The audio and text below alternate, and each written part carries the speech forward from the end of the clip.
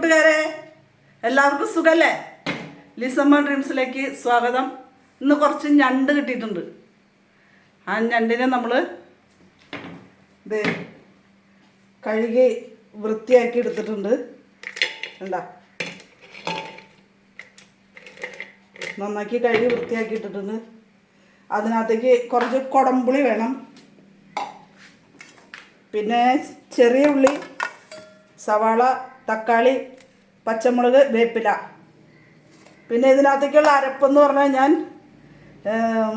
തയ്യാറാക്കിയിരിക്കുന്നത് ചെറിയ ഉള്ളി, വേപ്പില, 2 വെളുത്തുള്ളി, 2 കുരുമുളക്, തേങ്ങ, മല്ലിപ്പൊടി, മുളക് പൊടി, മഞ്ഞൾപ്പൊടി.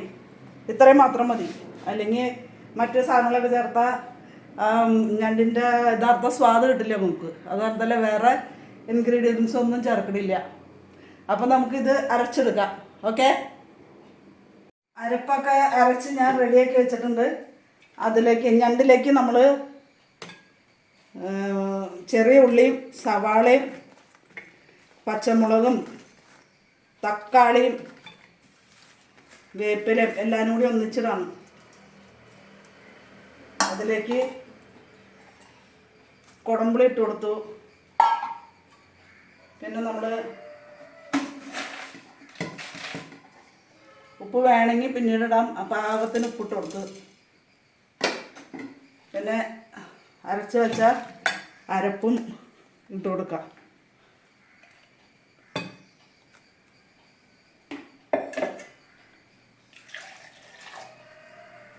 പാകത്തിന് നമ്മൾ വെള്ളം ഒഴിച്ചു കൊടുക്കണം.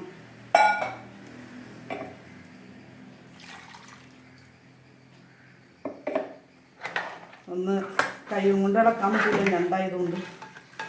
കയ്യിൽ കൊണ്ട് ഇതൊക്കെ കൊണ്ടുവരാം. കാരണം ഞാൻ കയ്യിൽ തന്നെ ഇളക്കി.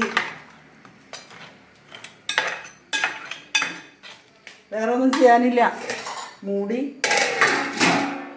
സ്റ്റൗ കത്തിച്ച് വേഗം വയ്ക്കാം.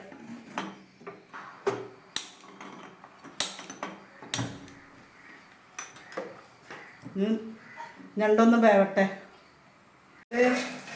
ഞണ്ട് കറി തുറന്നു നോക്കാം. ഉണ്ടോ, വെള്ളമൊക്കെ വറ്റി നല്ല പാകമായിട്ടുണ്ട്, വെന്ത് പാകമായിട്ടുണ്ട്.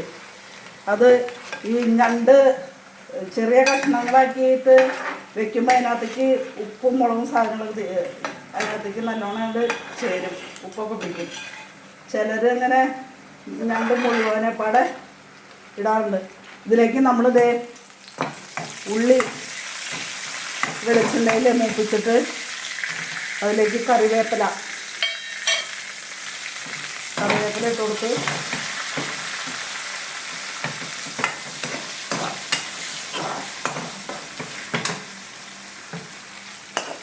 അതിലേക്ക് ഒഴിക്കണം.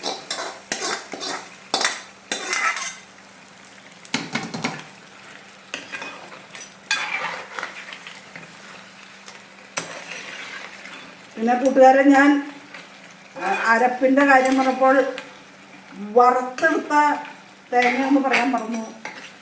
വറുത്തരച്ച ഞണ്ട് കറിയാണ് കേട്ടോ നമ്മുടെ. ഞണ്ട് കറി റെഡി ആയിട്ടുണ്ട്. Stove off ആക്കണു.